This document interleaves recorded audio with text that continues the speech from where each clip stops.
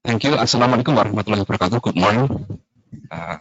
Welcome, Professor, para mahasiswa, koas, kemudian presiden, para staff, profesor.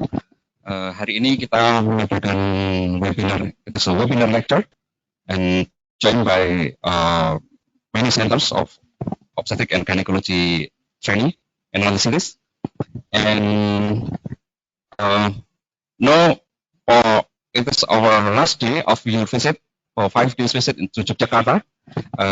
First is Professor Mohamed Ali Abd. Can you stand up? Yeah, she is a consultant of fetal medicine in Cairo University, and also Professor Mohamed Ali Abd Elkader, also a senior consultant in fetal medicine in Cairo University.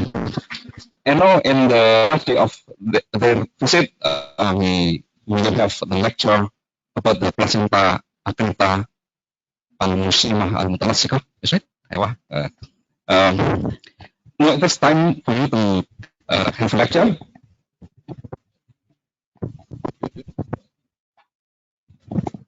So today, actually, I'm going to talk about something which is increasing rapidly, and actually it's increasing because of us.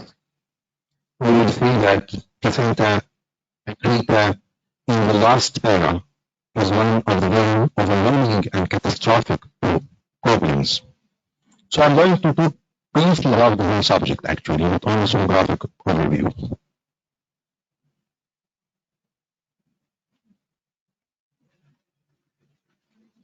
How can we, please? Is this working? Next slide, please. So start by the definition. I'm thinking you need the controller because I cannot control from here. Yes, is it working? Yes. Yes. So placenta accreta spectrum actually was called morbidly adult placenta. And placenta accreta spectrum is really listening terminology, but we can really notice that I can use terms interchangeably. So it's a clinical term used to cover the spectrum of various pathological types of placental myristoyl adhesions, which include accreta and accreta. Actually, if you look to the normal placenta, you find that it's separated from the uterine by 5 fibrous layers. But actually, in placenta accreta, the placenta attaches through to the uterine lining. This is due to the fact that there is defect in the vesicle basalis. There is a layer called a roof layer, and actually this layer is usually deficient when the placenta attaches with varying degrees over to the surface,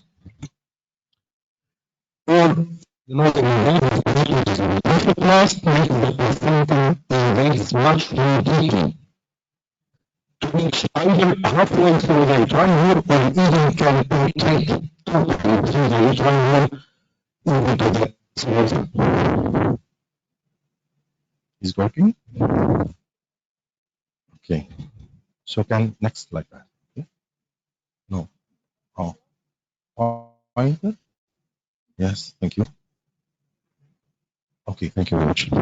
So as you see here, there is normal terms. You can see that there is no deficiency in that layer, and then the trophoplasts start to invade either to the surface. Yes. Either to the surface or start to invade to about one half of the uterine or there is severe invasion. Normal, accreta, everything is a spectrum of disorders.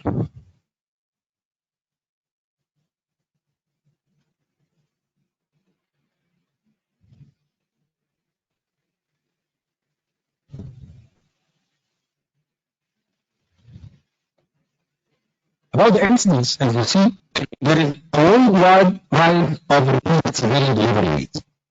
And this is followed by a parallel rise in cesarean scar pregnancy and placenta accreta spectrum rate. And we're going to see or to explain this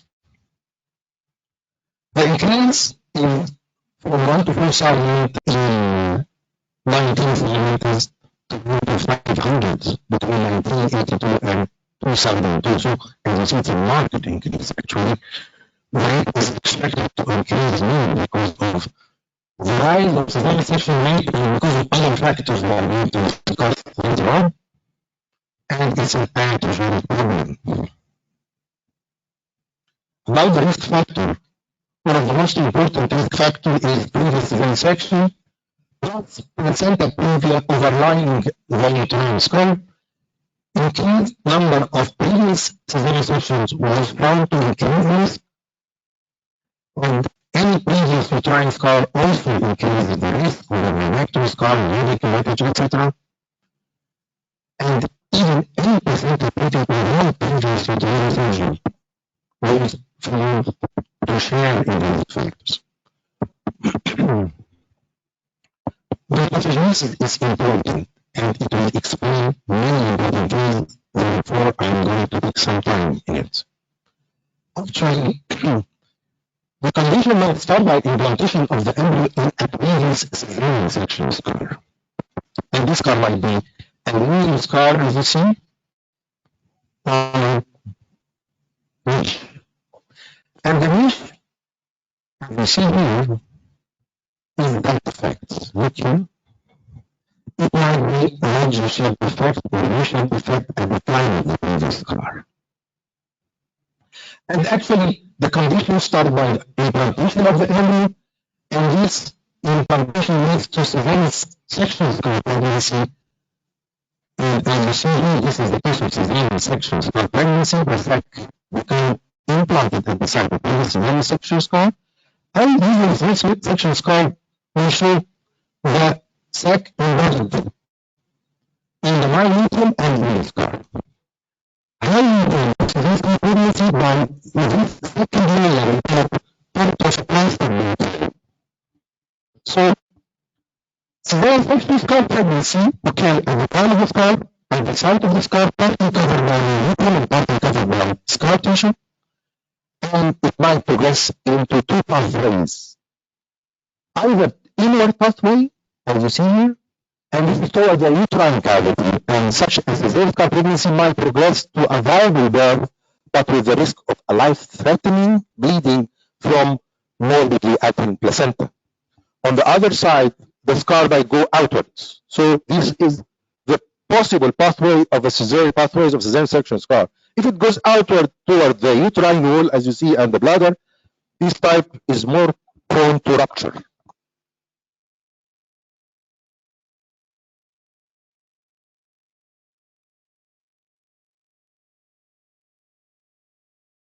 The question which might arise in your mind, is cesarean scar pregnancy a precursor of morbidly adherent placenta?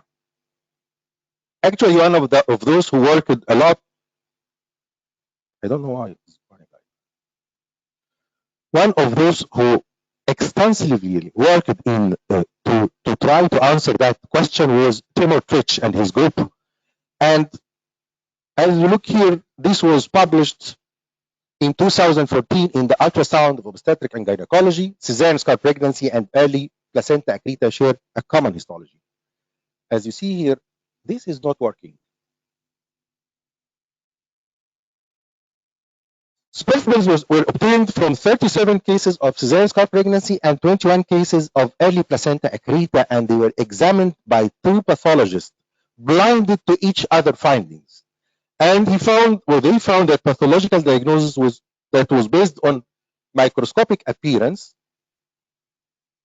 They found various degrees of myometrial and or scar tissue invasion by placental villi with scant or no intervening decidua, which means that this is consistent with the classic definition of morbidly adherent placenta.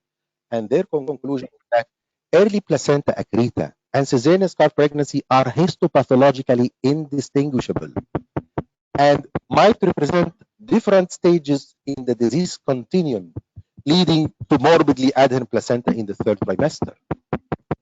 Furthermore, the same author worked on 10 cases of cesarean scar pregnancy managed expectantly Actually, this is a sort of management which I personally do not like, that you expectantly manage a case, you know that she has a cesarean scar pregnancy, but actually this is what happened. They found that all patients underwent cesarean section hysterectomy for morbidly adherent placenta. So all cases of cesarean scar pregnancy eventually ended by placenta accreta. And when he reviewed the literature, he found that 32 cases of cesarean section scar pregnancy diagnosed in the first trimester and managed expectantly all ended by morbidly adherent placenta, and all resulted in live-born units by cesarean section hysterectomy. So now, as you see, it's not just an assumption. You will detect and you will see that clinically all cases of cesarean scar pregnancy management expectantly will end eventually, definitely, to placenta accreta. And actually understanding this pathogenesis explains two things, two important things. The first thing, it explains why the rise in placenta accreta spectrum rate parallels the rise in cesarean section rate. And secondly, it explains that placenta accreta spectrum is a continuum of cesarean scar pregnancy that did not rupture at an early stage. Instead, it progressed toward the uterine cavity, and therefore the pregnancy continued to the third trimester. Now, we are going to talk about the sonographic diagnosis. And I think you do care for knowing everything about the sonographic diagnosis of placenta accreta spectrum. And by ultrasound, actually, transvaginal ultrasound, that's fine.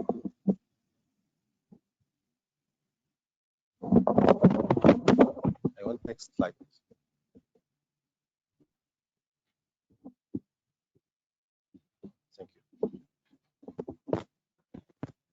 I would like to highlight the fact that transvaginal ultrasound is safe for patients with placenta previa and allows a more complete examination of the lower uterine segment. And actually, this is not my opinion.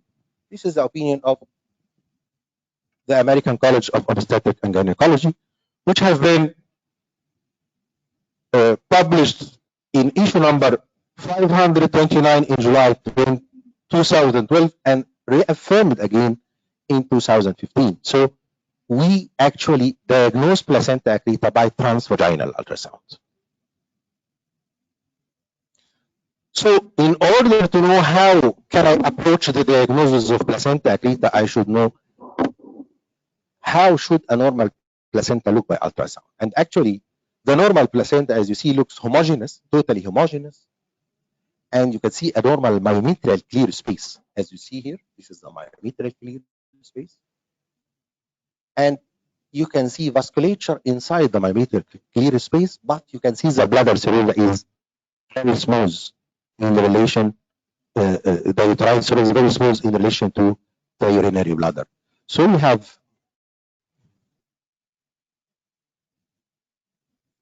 homogeneous structure of the placenta, clear retroplacental space, what we call the myometrial space, intact bladder serosa into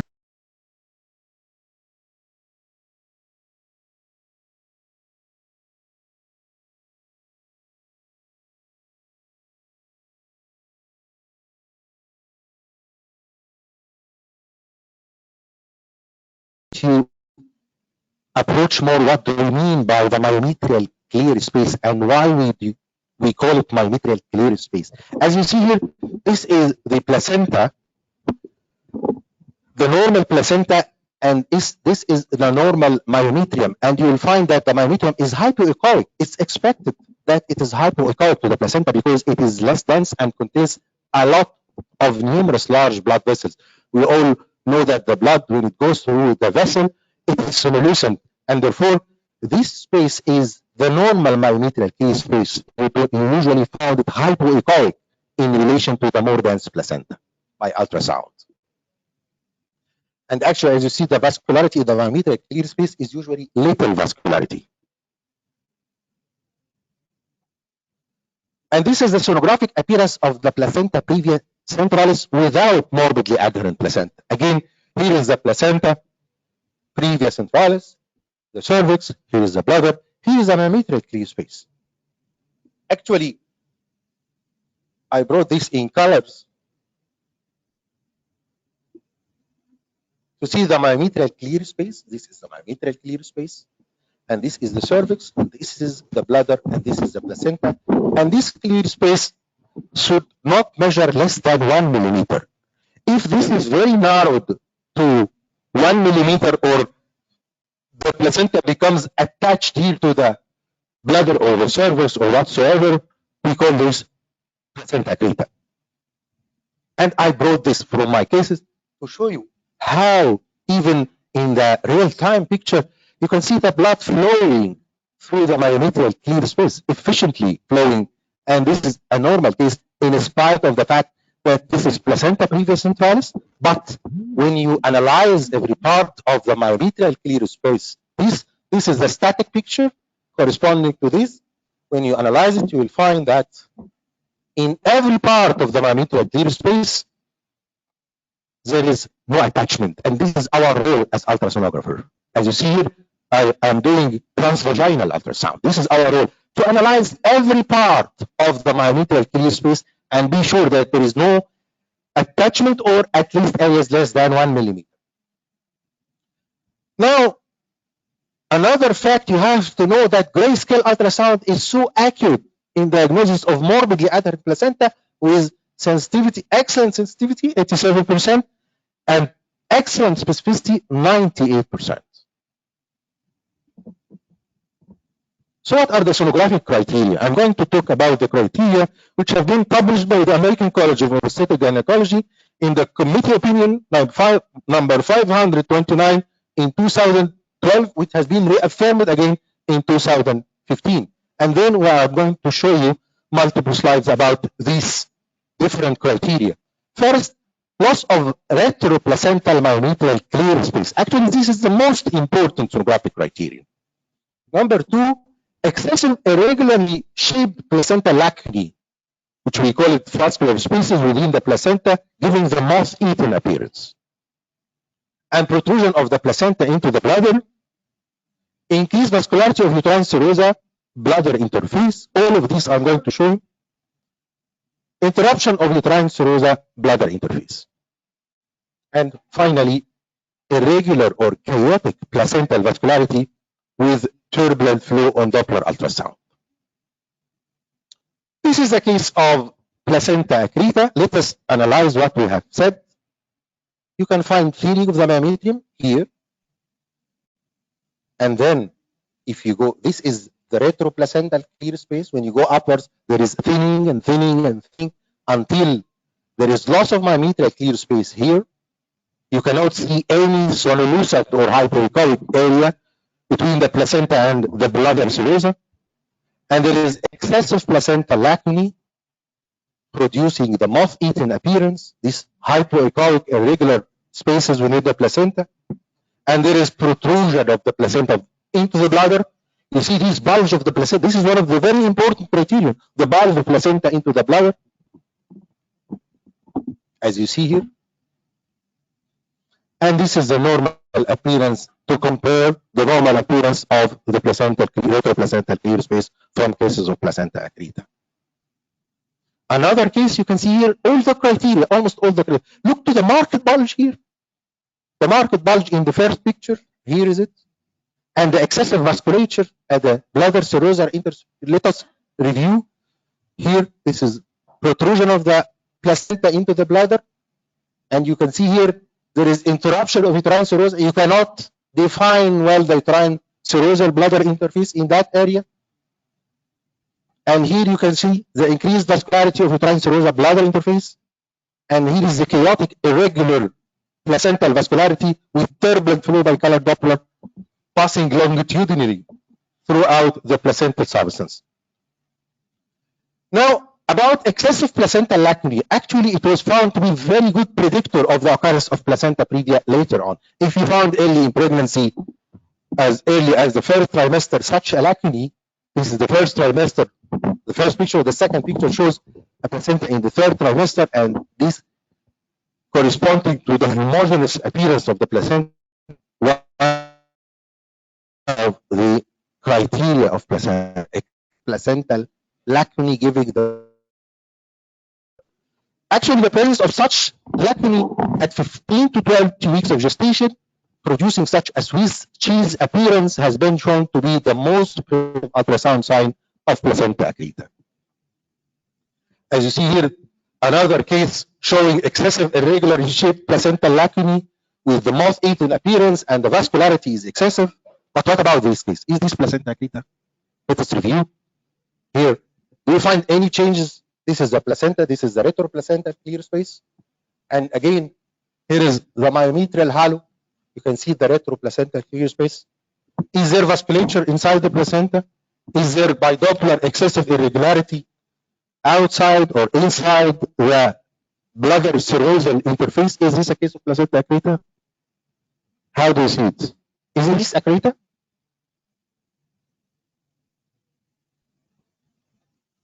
There is no placenta accreta here. This is just to show you where should I search for every criterion. But look here. Look to this longitudinal vessel by Doppler. Look to the bladder serosal, placental serosal interface. This is a case of placenta accreta, actually showing longitudinal vasculature with chaotic turbulent flow, increased vascularity of the bladder serosal interface. Another case of placenta accreta showing the marked bulge of the placenta. Look to the bulge of the placenta. There is marked bulge of the placenta here. You cannot see here even the placenta is eaten, and there is no material clear space at all. There is excessive lacunae, and there is, as you see here, this, when you see this longitudinal turbulent flow, all this points to placenta accreta. There is absence of myometrial clear space here. You cannot see the clear hypoechoic space, excessive placental lacunae, protrusion of the placenta into the bladder, and longitudinal vasculature with turbulent flow. All these are criteria of placenta criteria. I will tell you about some sonographic tips. Actually, we are accustomed in transvaginal ultrasound to empty the bladder, but this is not the case in placenta accreta. In placenta accreta, against the rule of transvaginal ultrasound, the bladder should not be empty. It should be somewhat full. Why? To allow better visualization of the bladder serosal interface. Because you know the corrugations of the bladder will prevent you from looking at such a smooth placental surface. It might appear usually irregular. So that's why we have to make the bladder somewhat full. And then you can do better location of the site of involvement. The surgeon needs what? The surgeons need to know whether there is focal or general involvement. If there is focal involvement, how many centimeters? And finally, he would like to know whether it is at the dome or at the base of the bladder. That's why you have to be informative. And you say it's a focal accreta of 3.5 or 4 or 5 or 6 centimeters, and it is at the base or at the dome of the bladder. This is very important. Better evaluation to extent of involvement. The report does not say a picture suggestive of placenta accreta, and that's it. No, you have to localize for the surgeon the site of the placenta accreta, the degree of attachment of the placenta accreta, how many centimeters, and whether it is dormal or basal. And accurate measurements of the cervical lengths, because usually you are going to do total hysterectomy. That's why you have to partially fill the bladder, because you can assess the cervical length efficiently at that case. Here is the cervix. Finally, you have to avoid picture suggestive of. We cannot say in the report picture suggestive of. Either you are sure or not. If you are not sure, please refer to more experts. And this is based on the fact that a wrong sonographic diagnosis will cause the patient her normal uterus. If you said that it is accreta while it is not accreta. On the other hand, if you miss the diagnosis, the patient might lose her life. What about the role of MRI? Actually, MRI is more costly, but this is not the issue. It adds little to the diagnostic accuracy of ultrasound. We might revert, actually, according to the guidelines of the American College. If there is ambiguous ultrasound picture, you cannot reach to the diagnosis. We can revert to, in such cases, to the role of MRI, but actually, the ultrasound diagnosis is the mainstay. Another important observation, or another important recommendation in cases of placenta previa on top of previous cesarean section. The question is, should placental invasion increase throughout pregnancy? Do you think that placental invasion might change? This paper is very nice. I don't know, actually, the highlighter in the normal does not appear in such, does not have such appearance. So I'm not responsible for this bad appearance, because usually I do it from my laptop. I'm sorry for the appearance of the highlighter. Actually, this study talks about changes in ultrasonographic indicator of abnormally invasive placenta during pregnancy and the identification of loss of clear space together with placenta lacunae and bladder wall and utrovesical hypervascularity were found to increase as pregnancy advances. What does that mean? It means that any placenta previa, the recommendation, any placenta previa on top of previous cesarean section should be followed thoroughly with ultrasound during pregnancy because of the possible increase in invasive properties of the placenta as pregnancy advances. What does it mean? It means that at the 20 weeks of gestation, you might do ultrasound for 25 weeks, or 28 weeks, you might do ultrasound and you find no accreta. And if you miss such a case, a placenta accreta might develop later on due to the invasive properties of the trophoblast.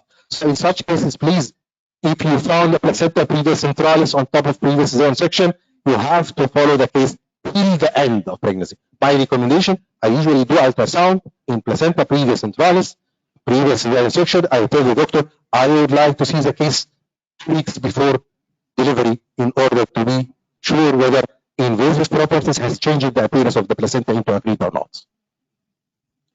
Now, let's talk about the management, and I'm not taking a lot of time. We are about to finish, but in general, the recommended management of suspected placenta accreta, look here, suspected, even if you suspect placenta accreta, is planned preterm cesarean hysterectomy with the placenta left in situ, because attempts at removal of the placenta, if you thought that it's focal placenta with 2 centimeters or so, might kill the patient.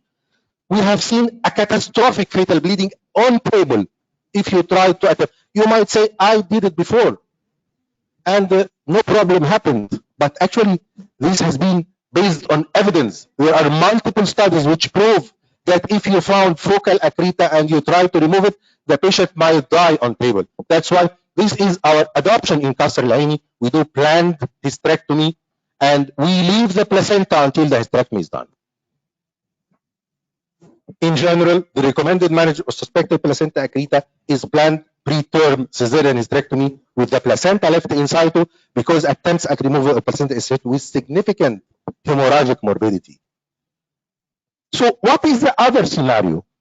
Let us see what about if I try to remove the placenta. Actually, some surgeons say I can remove the placenta, and this is right. You can remove a focal placenta.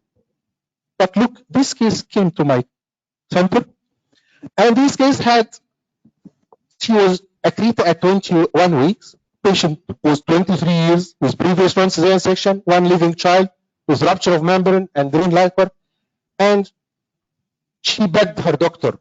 I wrote placenta accreta. She begged her doctor, please, I have only 1 child, I cannot do hysterectomy. So he stayed 5 hours to preserve the uterus. He could dissect the bladder after doing hysterectomy. He did not do hysterectomy. He did hysterectomy and could dissect the bladder in a very lengthy operation. What occurred after 4 or 5 hours, severe postpartum hemorrhage after surgery. She took 10 units of blood, and the doctor was referred to the intensive care. You know, the doctor, not the patient. The patient, of course, was beside him, and both was beside each other in the intensive care.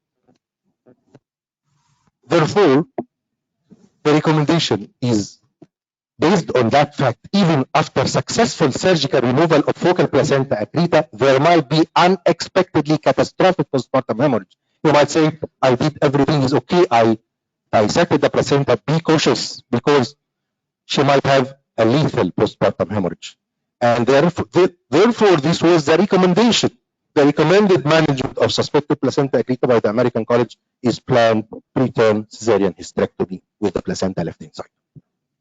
Now, finally, what are the future prospects? Let us look to the condition, what we are in now, to know what are we going to do. How would we decrease such a crazy rise in the rate of placenta accreta spectrum? Is it because the rise of cesarean section alone? Actually, it's not the rise of cesarean section alone that causes such a rise. We have to search for the cause. And we search it in the literature, actually. When you search, you find that the niche will be the cause of cesarean section scar pregnancy, and this is the cause of placenta accreta spectrum. For that reason, actually, many researchers are now ongoing to ask, why do niches develop in cesarean uterine scars? They are putting hypotheses on the etiology of the niche development. I brought you two of the most recent reviews. Other review, etiology of cesarean uterine scar defect niche, detailed critical analysis of the hypothesis and preventive strategies of and peritoneal closure. Please review these. You have to read this. This is very important for you as a surgeon. When they analyzed in these reviews the causes, they found that a single layer closure produce a greater risk of incomplete closure and or inclusion of the deciduum. Secondly, ischemic necrosis of some myometrial tissue due to overuse of interlocking sutures.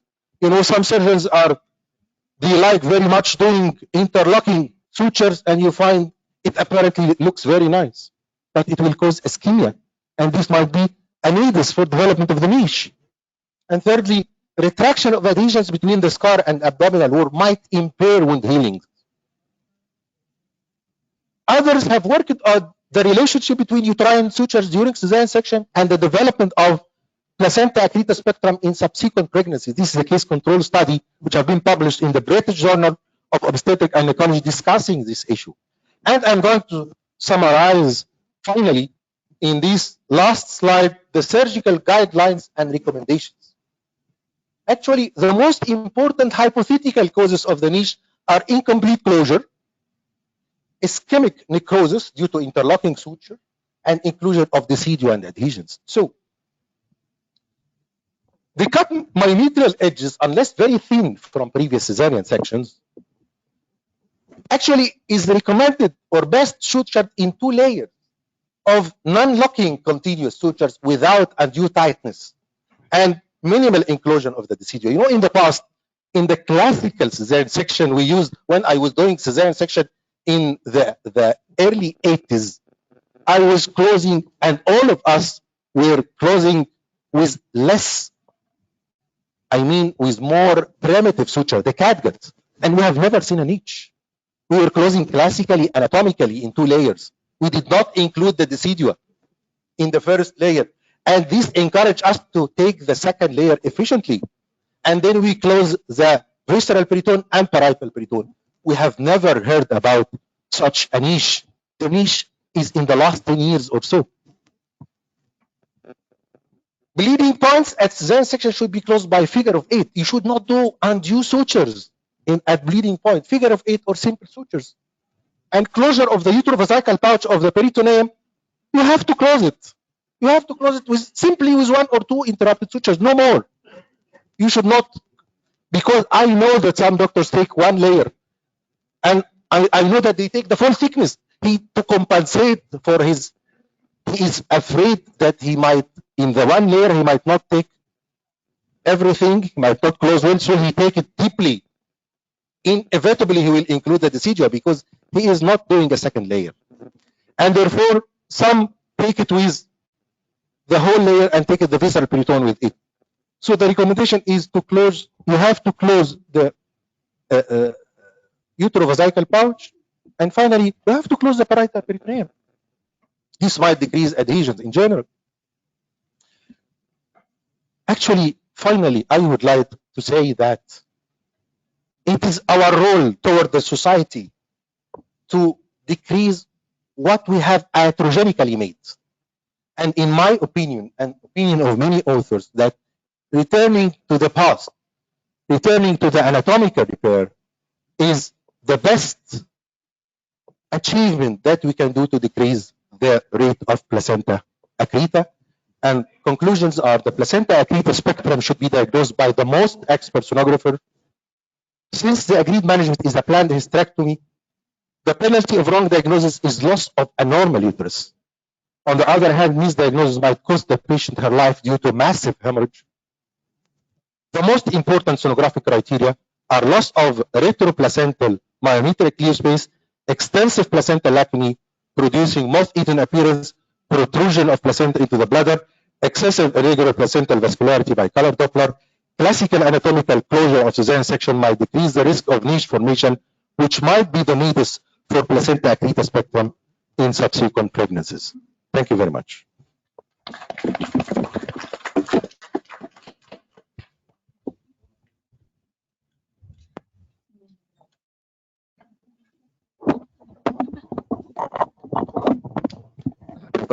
Dr. Ehab will add some.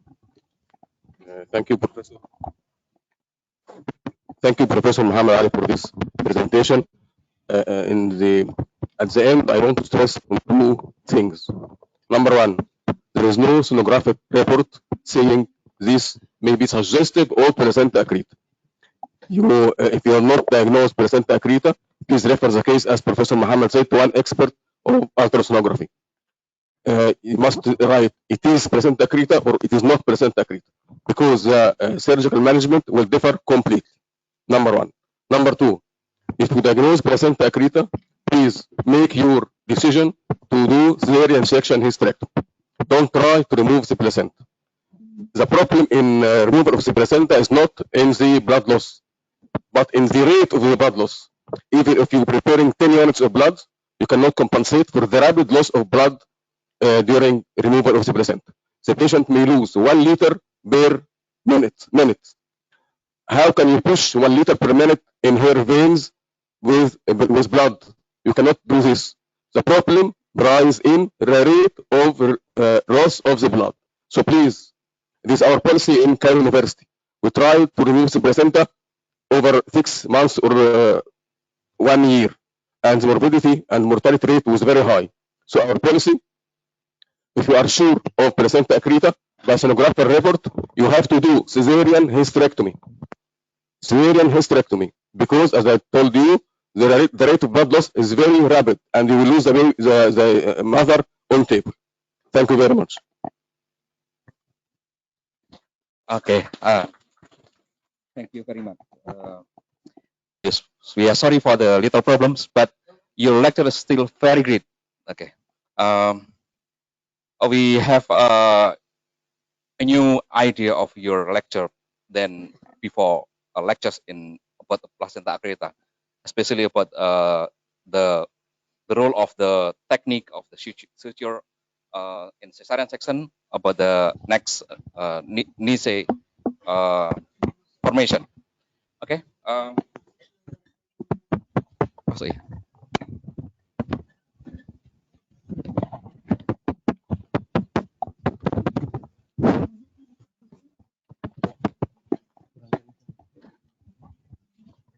Yeah. Next we come to the question. We open to we connect to the ONS, also the UNAN, Andalas, then Undip in Semarang. So with another city of the training center of OBGYN. We open the question from the other center. Gimana taunya? Taunya gimana? Muncul nggak itu?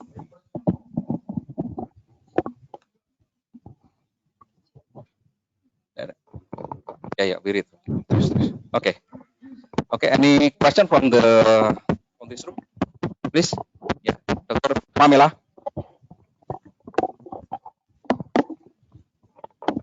Thank you for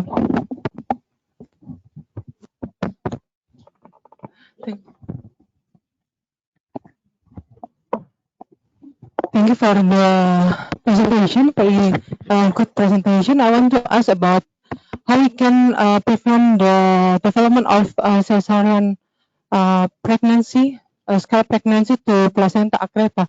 If we find in the first trimester any treatment that we can give to the patient so the patient not develop to placenta accreta, and if we found in the early there is any niche in the uterus before pregnant, any some suture or repair for the niche, so the patient maybe we can prevent the development of the placenta accreta in the next pregnancy. Thank you. Yes, thank you. Thank you for your question. Actually, there is a lot of controversy about the management of cesarean section scar pregnancy. In my opinion, because I published a paper in the archive of Obstetrics and Gynecology, I find, and my colleagues who wrote me, and many other authors, that the best thing for cesarean section scar pregnancy is that you do wedge and surgical removal of the cesarean scar pregnancy. I have the paper actually, but I did not include it in these slides. But when you return to the fact that cesarean scar pregnancy is a scar tissue, and the needle is a wedge-like or a U-shaped defect, both are the needs for a subsequent cesarean scar pregnancy. So those who do not believe in removal of cesarean scar pregnancy are projecting the patient potentially to a possible another cesarean scar pregnancy. But if you did a wedge resection and a clean surgical or a neat surgical repair, this means that you have removed the niche. And this is the cause for the subsequent cesarean scar pregnancy at Placenta Accreta. I hope I answered your question. So it is a must for to do the ultrasound for pregnancy with the previous cesarean scare in the first trimester. Of course, we do it. We should do it as a part of our routine ultrasound. Usually, we do ultrasound twice. The first genetic ultrasound is at the 11 to 14 weeks, and the second genetic ultrasound is at 20 to 22 weeks of gestation. So we are going to do it, actually. But the important thing is not to do it because we will do it as a routine part of our program of ultrasound.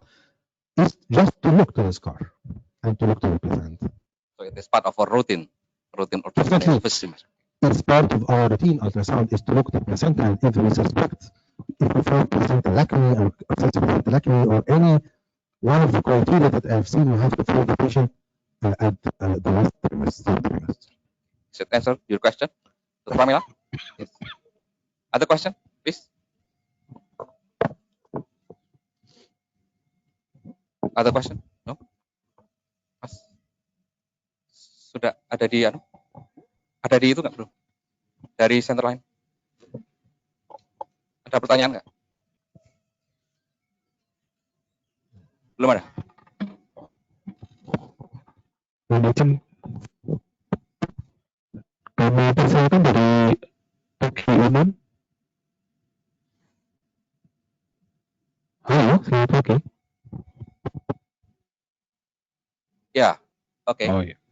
There's a question from University of Andalas. It is in Padang. It is Sumatra Island, another island of Java. Yes. I will translate to English from Dr. Nanda. Yeah. At what weeks of the pregnancy the placenta accreta can be diagnosed? Actually, we can predict it very early in the first trimester. We have certain criteria. If you found extensive luckily at the first trimester, this case necessitates observation. So we can diagnose it as early as the first and early second trimester. That's it. Yeah, we should diagnose as earlier as possible. That's right. Yes. Ya, kalau bisa ditemukan dalam sedini mungkin, gitu. Ya. Syukur sebagai diagnosis dengan cesarean scar pregnancy, kemudian bisa dieksisi dan di repair untuk scar pregnancy-nya. Ini C-nya diambil. Ya. Mungkin menjawab ya, sudah menjawab ya. Hah? Ya. Next,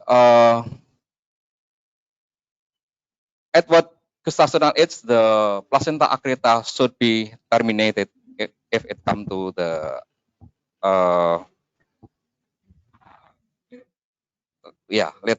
late pregnancy. Usually, 4 weeks. you mean that I diagnosed placenta accreta already? When to terminate? Yeah. When Yes. to terminate. Yes. Actually, termination of placenta accreta is usually at the time of 30, it's according to the Center of Pediatrics you have.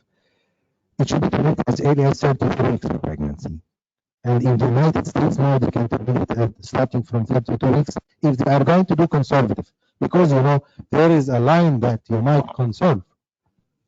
A line of therapy which should be like that adopted by Church. I'm not with that line at all. Because it needs observation and the patient might have catastrophic bleeding suddenly or rupture of the uterus. And even in his 10 cases, one of them ended by ruptured uterus because he found a case of severe pregnancy and he asked the patient, am I going to continue? If she said yes, we can continue till 32 or 34 weeks. This means that I know that the patient might rupture at any time. And one of his cases in the paper that I showed you have been exposed to rupture uterus as 23rd week of gestation. But this is a line. It's conservative. If you are going to conserve, yes, for those who are going to grow inwardly, you can go to 32, 34, 35, 36, but not beyond 34 in my opinion. Okay. Yes. May I have a comment on this? Yes, in Kasr Al-Einy, we admit patients at 32 weeks and do cesarean section at 35 weeks. Why we admit her? Just for safety for her. She may go to delivery at any time. So we prepare blood, 10 units of blood for her, and prepare our team to be ready at any time to interfere for termination of pregnancy. But actually, if she doesn't go to preterm labor, we terminate pregnancy at 35 weeks. The problem of patients who died in Asr in Cairo University, those who come as emergency, not prepared, come from their home with bleeding or contractions and prove to be placenta accreta. They are not prepared. But all patients who are admitted to our units and prepared and do elective cesarean hysterectomy pass very smoothly and return home with her baby, of course with no uterus, but to save her life and save her baby. Yes, I agree. Yeah, I think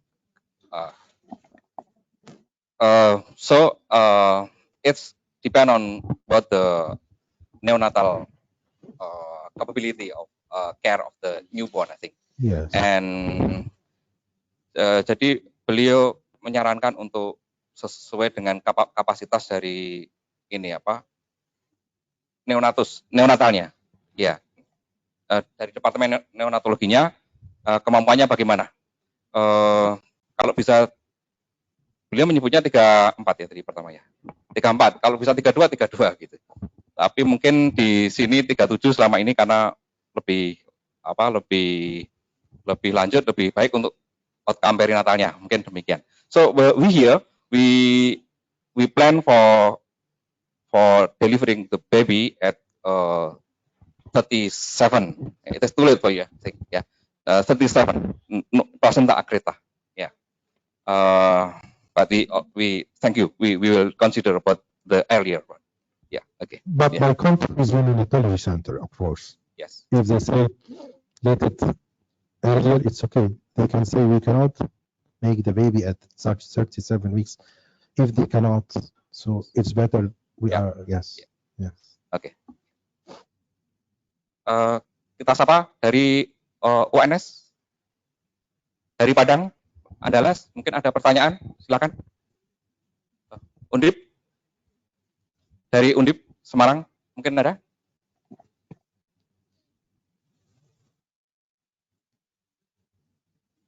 Sangat bagus. We are very thankful for your lecture because it is new for us. Yeah, because we have no answer until now about why the increasing rate of placenta accreta increase in, especially in for here, it is in the last year in 2019. 2019 is very increase. Yes. Yeah, it is. Yeah, and why? So you answer about the technique of the suturing of the in cesarean section. It's simply return, nostalgia. Return to the classical, return to the two-layer closure, return to the anatomical repair. A time at which we did not, or we were not seeing cases of placenta accreta. Okay. Ada? Ada nggak? Belum ya? Belum ada? Ada, saya buka satu lagi pertanyaan mungkin. Ada pertanyaan? Once more? Ada? So, ya, silakan, dokter ini siapa namanya? Dokter Rizky. He born in Riyadh. Yeah. He born in Saudi Arabia. I cannot speak Arabian. Yeah. My name is Rifki. I will ask about is there any place for giving injection of methotrexate in cesarean scar pregnancy, because this is the one of a kind of ectopic pregnancy, right? You mean lecture for cesarean scar pregnancy? Yes. I have lectures for cesarean scar pregnancy. And I have this paper on cesarean scar pregnancy, but there is no time. We have airplane about 50 minutes from now or 1 hour.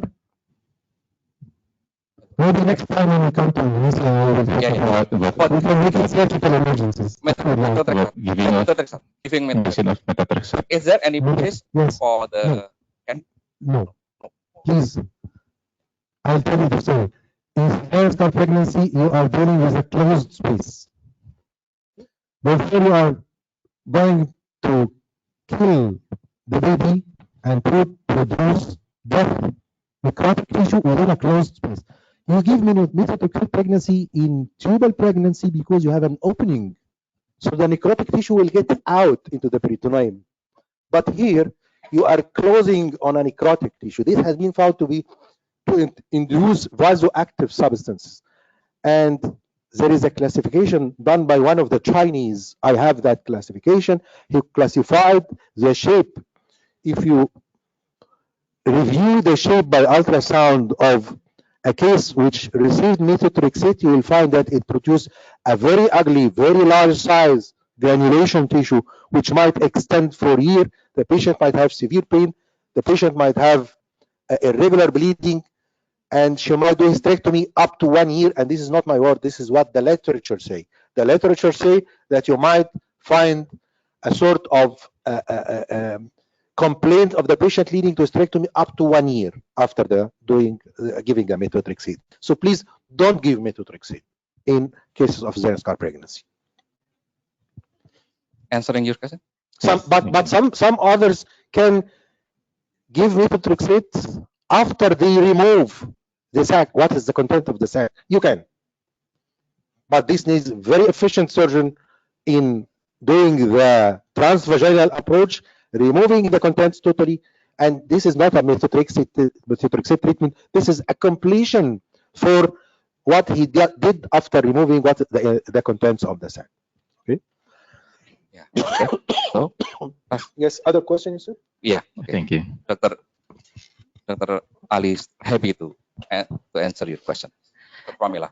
I want to ask about the routine ultrasonograph in evaluation for nature in post-cesarean patient, and what's the best timing? Any recommendation about the routine ultrasound for post-operative effective cesarean section in evaluate the niche, You mean routine ultrasound for or evaluate the post cesarean section to evaluate there is any niche or no niche? niche. Actually, the niche is discovered even before pregnancy. We do not discover the niche in a pregnant patient because she's already pregnant. You mean the scar? You mean the scar, previous scar? Diagnosing niche by ultrasound is done between pregnancies. You will find a hyperechoic V-shaped or U-shaped defect at the site of the previous scar, and the patient complains of irregular bleeding, and this is the main complaint, and sometimes pain during menstruation. And usually she presents to our clinic by that complaint: pain during menstruation and by irregular spotting, premenstrual, or sometimes extends after menstruation. When you do transvaginal ultrasound, you might find the niche clearly. Okay? This is your question? Yeah. This is what I understood from your question. Is there is yes. Like this.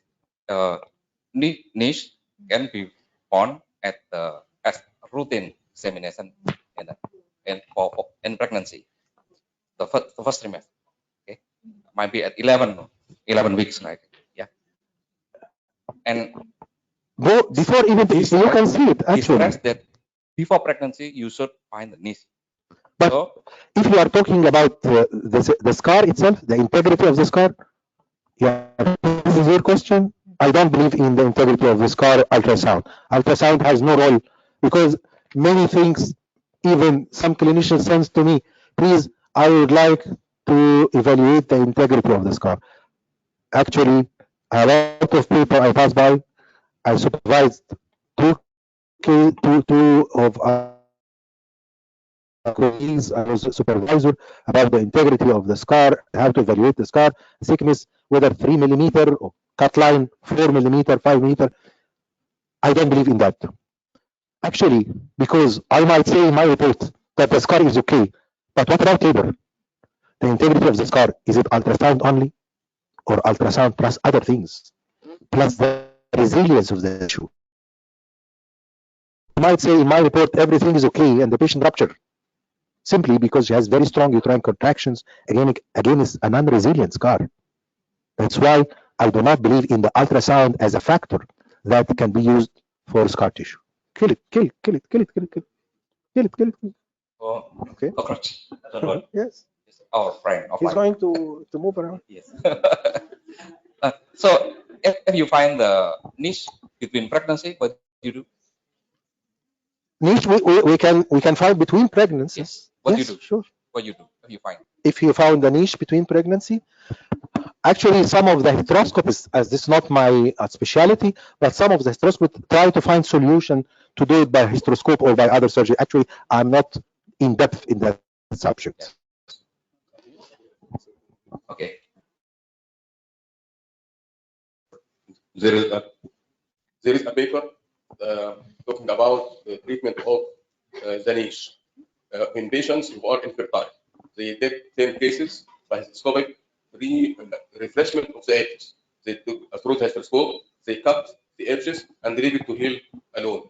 And 100% of these patients got pregnant after this procedure. Thank you. Thank you, Dr. Ehab. Once more. Ada tadi?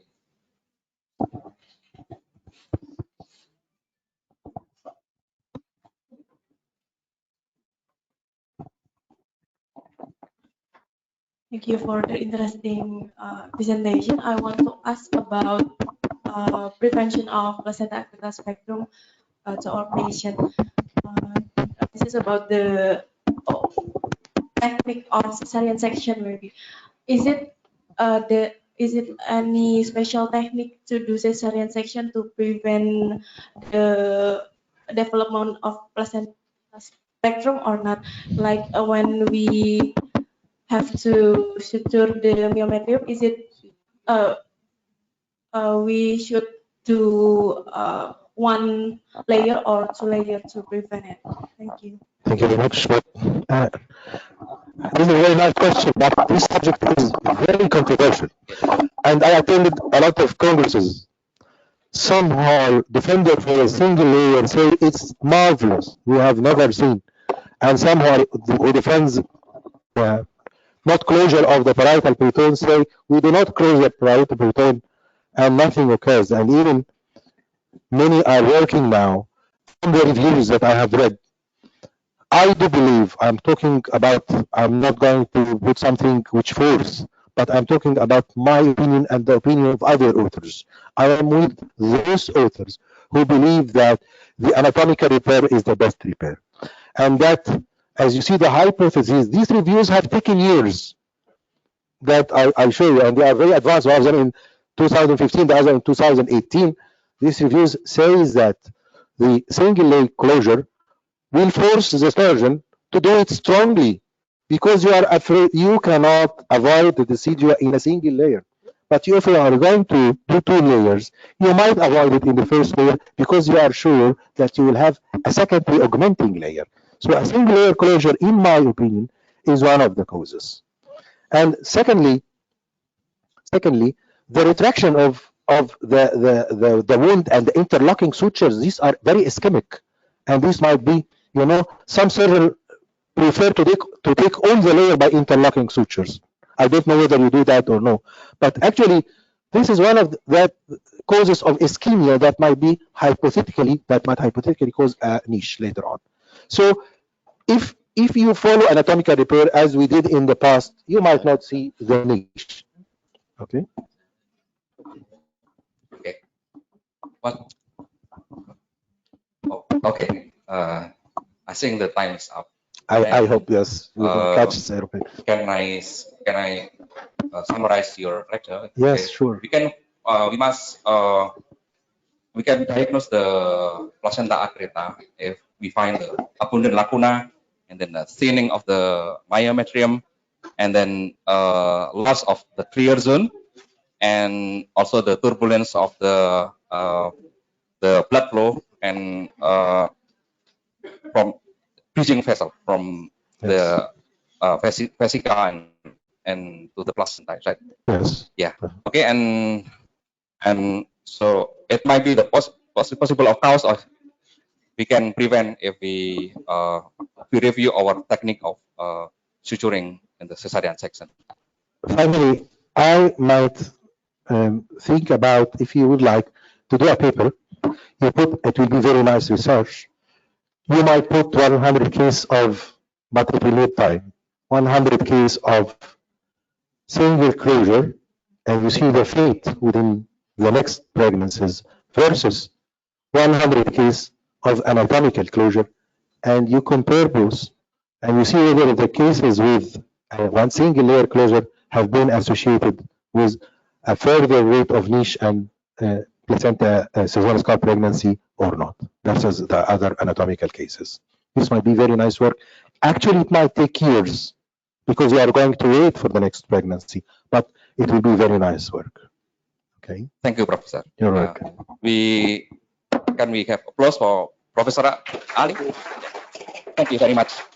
I want to say finally that I love Indonesia. Actually, you are very arranged people, and you are very friendly people, very nice people. I spent here 5 days. Actually, I have very nice memories in that place, and I hope I can come again to Indonesia. Stay longer. You said stay long. And I have a lot of work actually. Okay. I cannot. Okay. Thank you Come very again. much.